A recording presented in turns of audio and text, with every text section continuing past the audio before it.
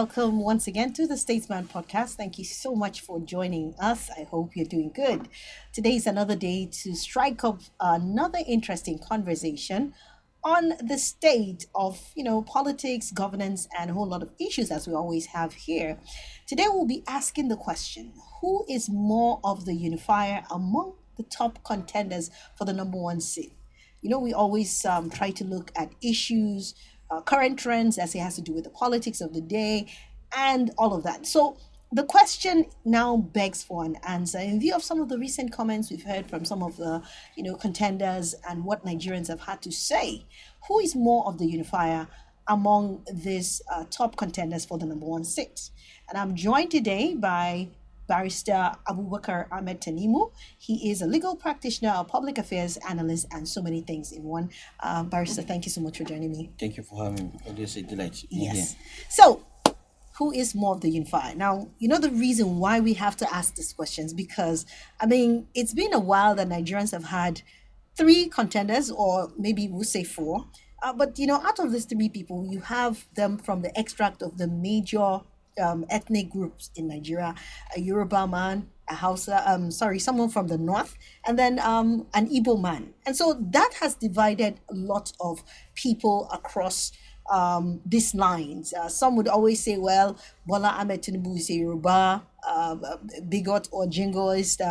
Atiku is playing with the sentiments of the Hausa thing or the northern thing. And then Peter Obi is also accused of being sentimental as to ethnicity. But do we have one among them that you believe, in your opinion, is more of the unifier for everyone in Nigeria? Thank you very much for this question. I think you have laid the foundation properly by stating that what we want at this critical moment is a Nigerian president, the president that represents all. But we don't have it. Let's be factual to ourselves. We don't have a Nigerian president. Rather, we have presidents that are inclined towards their tribe, towards their region, towards their religion. But amongst the numbers that we have in Islam, for example, you are admonished to go for a lesser evil when confronted with series and different form of evils. You go for the lesser one that will have less impact in terms of the devastation of their action. So the question that begs to be answered is, who is the lesser evils amongst these three in terms of can we see some element of Nigerianness in them? Yes. For a start, before now, Atiku was leading the pack up until he became very desperate, asking the northerners that who would they rather stick with a northerner that knows the southerners and knows the terrain better. That statement has really given him out. It has shown the kind of personality it really is. If you are talking about a Nigerian president, we want somebody that will stand firm to rule of law, that will stand firm with justice, equity, and the spirit of carrying everybody along. In his party, the People's Democratic Party, we know that 5 governors being spearheaded by Wike are not in good terms. In fact, they are not supporting or participating actively in these campaigns. And what really leads to that is because of a chairman that has refused. Laws are meant to be followed, but laws do not dictate the existence of humans. If a law is there and is not in conformity with the yearning and aspiration of any political group, they should do away with, or they can circumvent the law. If the PDP chairman resigns today, he has not infringed on any law. What this shows that Atiku has failed to be able to keep to his promises, to be able to ensure that there's equity, there's justice. If he cannot unify his party, and if he's now coming out with those shenanigans of asking northerners to vote for a northerner that knows the way it is, the terrain better, it shows it has actually betrayed his Nigerianness in terms of having a Nigerian president. Then you go to Tinubu. Yes. We will not, as we said, we are analyzing them to know that not that he is better off compared to others, because before now he had equally clamored for separation of Nigeria. Is on the papers and he didn't rebuke it as at then, so that clamor is still there. But there are certain things that goes for him. If you look at in terms of leadership, he has been able to build leaders across board. If you go to hardly will you go to any states 20 years down the road, he is still being referred to as a leader. He's the leader of one of the party in power. He has built people. He has influence in every State. stakeholder and every state, but that element is still in him. That the fear is that a lot of people think and believe that concentration of developmental stride will be concentrated In the in the South. southwest already, due to the fact that they brought in this, they supported this government massively. Most of the government projects, some accuse Raji Fashola of being responsible for it, but there is that clamor that too many government projects have been cited in the southwest. So that fear is still there. Yeah. But for me, I see him as the Nigerianness in him is commendable in the sense that he has that ability of carrying people along. Then for Peter Peter Obi, Obi. uh, I will place him down the ladder Okay, why in why is terms that? of his you see now, 20 years ago a lot of people were calling him names such as bigot and the rest, as if he did not know that a day like this will come whereby he will now want the entire Nigeria to be for him. Yeah. When he was the governor of Anambra State, for Northerners, some pretend that they had nasty experience in the sense that he was mandating some of them to have residency card so that they can identify themselves. Is on record. You could Google some of this information. Him being a Catholic Christian, his government composition was more or less of Catholic Catholic people. adherents. Those in the Anglican community were protesting, and a lot of chaos. He was the manager of Fidelity Bank. So as a banker, ordinarily your terms of employment quota, people that you disburse facility to count. At times like this, it's the same people or set of people that are supposed to now reckon with you that yes, you have helped me when my business was not thriving. As a governor, you were able to do this. Now he doesn't have those kind of people. He's when he left the office, the successor they were not in good term. Yeah. Barely some more, even close to the electioneering period, they were already having issues. He has not actually represented that nationalistic outlook for a long time, either because he never thought he would be aspiring To for become the to president. become president. He's just realizing it. He has all the potentials. If my belief is that at his next outing, if he doesn't succeed in this outing, he has now realized all his mistakes. He has made tremendous. I mean, he started appreciating the culture of the Northerners. He has this deputy. He has started visiting. He has started in a way distancing himself with the IPOP agitation. A lot of Nigerians are seeing the dream in him, but the issue of trust now comes in. If a Buhari that has so much political will and a lot of people are give him so much support can take Nigeria to the state that it is at this moment, people are circumspect. They are looking at leaders that they will not have too much trust, too much hope in them, but they want to see practical results. What have you done? The question is, what have you done with the little opportunity you had as maybe a governor, a chairman of a bank, a vice president? So Yeah. it's those records that they will use in judging you. So as I said earlier, Atiku was in the lead before now, but when you now use so But many can we criteria, use just one situation or circumstance to just judge a no, no, it's more person? than one. If you look at, I Okay. talked about what happens in the party. We know if you look, he abused the party structure in terms of before now. To every major political have agreed that power should go to the south in the Yes. spirit of Yes. carrying every other region along, because it cannot be a constitutional matter. He used his resources to actually snatch the ticket away from other contenders from the south. In APC, they allowed Tinubu, and he But emerged was from that the not a similar situation also in the APC where, but the Bola end. Ahmed Tinubu was alleged to have used a lot of money to also influence If Atiku would have been a southerner like Wiki, that wouldn't have been an issue because you had a northern president for 8 years in person of Muhammadu Buhari.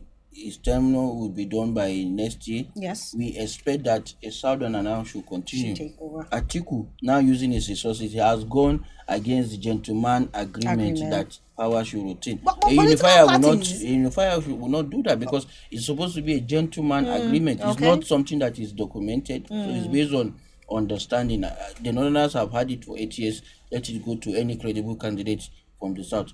That not being the case, the person that emerged as the party chairman, then also for equity sake, you have the board of trustee chairman in Northern, you have the party chairman in Northern, you have the contender in Northern. Why not some of these people give way so that that mix that is needed should be there? They rather go for the BOT chairman who voluntarily resigned, but the National Working Committee chairman, that's Senator Ayu, has refused. He has been changing ground, and that has resulted into conflict. If I'm a contender in PDP, in the status of Atiku and Abubakar, it's a simple thing. I'll ask him, Senator Ayu, for the sake of my presidency, you can step down. Let Wike come up with anybody that he wants to be the chairman, particularly from And then the we'll south, work with him. and then we'll work with him. Then he will now use that as another campaign strategy to say, I have sacrificed even my chairman just to ensure that there is unity, There's unity in in the party. diversity. Then you see, I'm taking you from trend. We have this the way he got the ticket. It shows that it must always be him. He doesn't care about any gentleman agreement. We talk about the position of the party chairman, which the party chairman has insisted that he's not going to resign until after the elections. Then you now have the utterances that he has been making and stating that Northerners, if you know your audience, your target audience matters, and human being naturally, especially if you are getting to a certain age, you cannot hide what is in your mind, and he just stated what is in his mind, and you talk about in terms of leadership structure, he has built people quite okay. He has friends all over. All around the Yes, country that too. is, but when it matters most, he has failed to leverage on that. Okay. Tinubu has done more in terms of the leverage, in terms of yeah, apart from the earlier agitation when he was the governor. You have people from the north. You have people like Nwabwezi that Yes. served under him. You have a Joe Ibuke that he made them. He did not consider tribe religion. He has people from every other state, people from Kogi State like James Faleke that he made chairman. He made him House of Rep member for 4 term. Only in Lagos you have a House of Rep member That's from Delta, from Edo. You have a Gombe man holding so many. So he knows that for him, it has always been his dream that one day he will aspire. So maybe that has guided his his actions actions. For politically. Peter Obi, I don't think he envisaged that a day like this will come where the youth will want to rally around a thought force, and he now happens to be that same thought force, but it will take time for him to be able to amend his mistakes, retract some of his steps. But I strongly believe he is a very competent candidate. But with all this takes time. He needs more of the exposure for people to be able to assess, to dissect his character. For now, is what they have presented that we can now work with.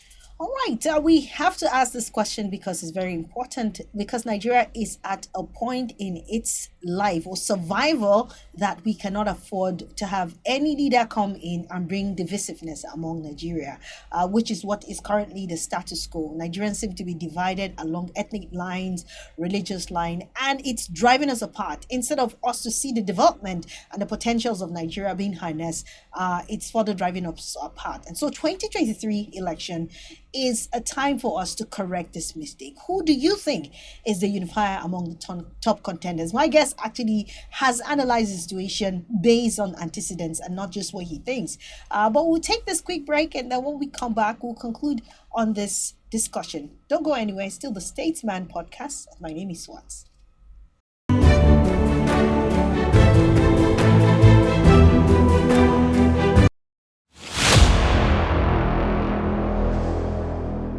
All right, thank you so much for rejoining us. We conclude the discussion asking the question, who is more of the unifier among the top contenders for the 2023 elections in Nigeria? Because that's what Nigeria needs. My guest, of course, is Barrister Abubakar this day, and he's been giving us his own analysis. Thank you so much Thank you for once having again me. for being here. Always a Now, delight. I've listened to your analysis, and I think it makes a lot of sense. But like you rightly said at the beginning,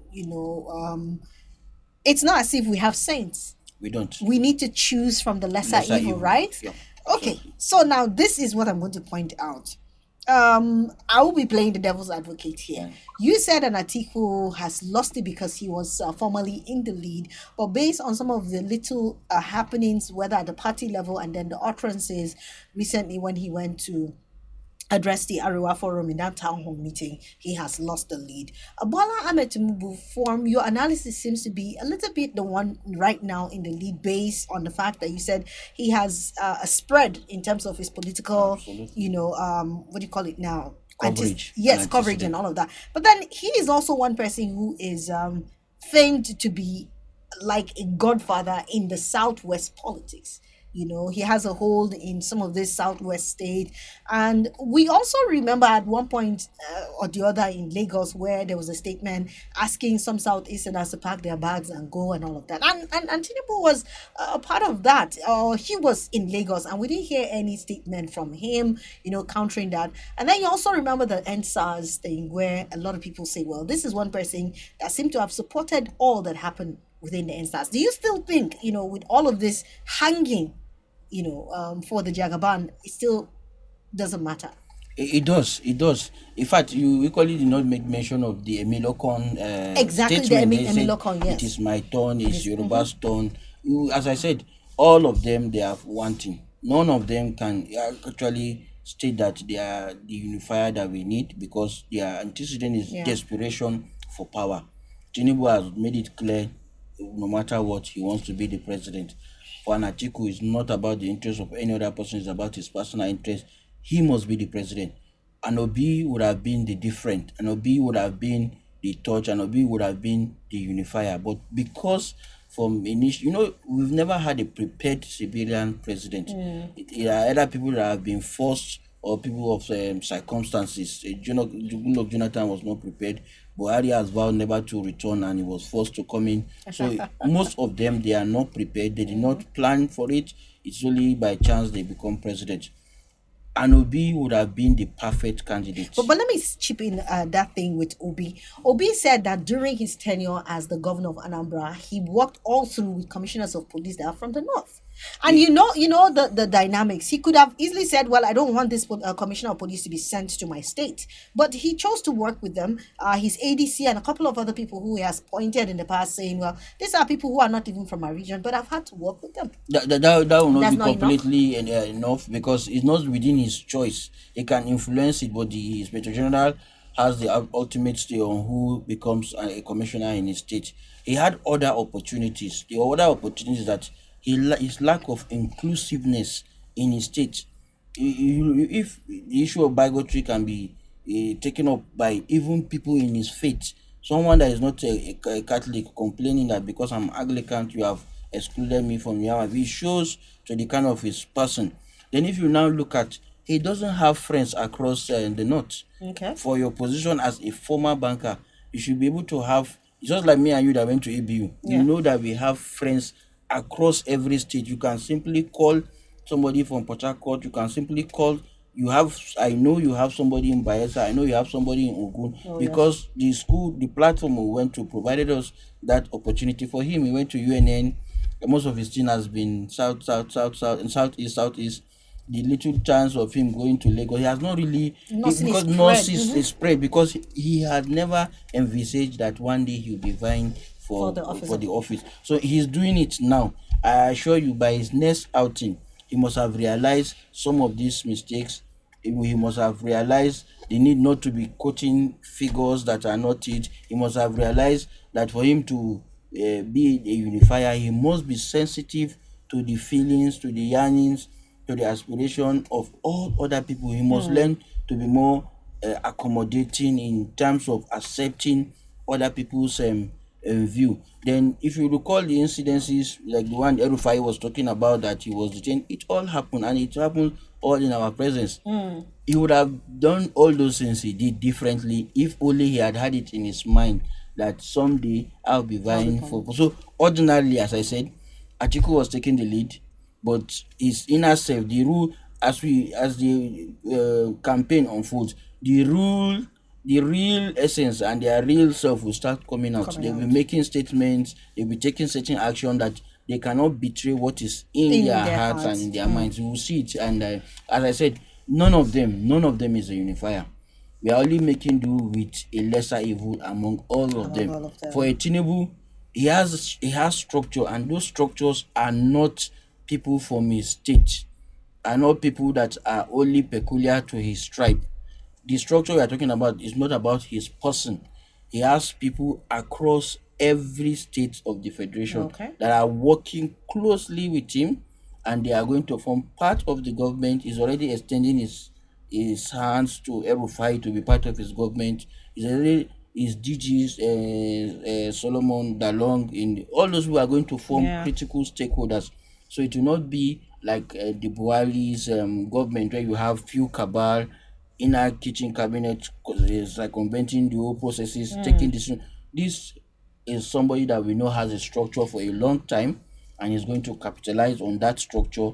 Two. So regardless of his antecedents too, because then he wants to be he did what he did then as a means of survival, to Yeah. survive the Obasanjo onslaught on the southwest, and he was able to survive it Yeah. by still able to remain in one political opposition party, wrestle power from the party at the center, and make inroads to national politics. So he has made his mistakes. Being the person that he is, his interest will naturally not always go with the that of the reality of Nigeria at every given time. But at times they need to realign forces. And the question that we ask is that, do we have other options? Exactly. Sowore would have been a good candidate. Rabi Musa would have been a good candidate, but we But all know they don't have the spread, the the spread, the structure for structure, them to and all win. of that, The right? contest is between the three contenders, and we just have to make do with a lesser evil amongst them. All right, let's make do with a lesser evil. I don't know if you agree with our guest, but that's his own take. You can leave your comments in the comment section, and let's know what your take is on that. And this is where we draw the cutting on the discussion today on the Statesman podcast. Thanking you for always viewing our videos.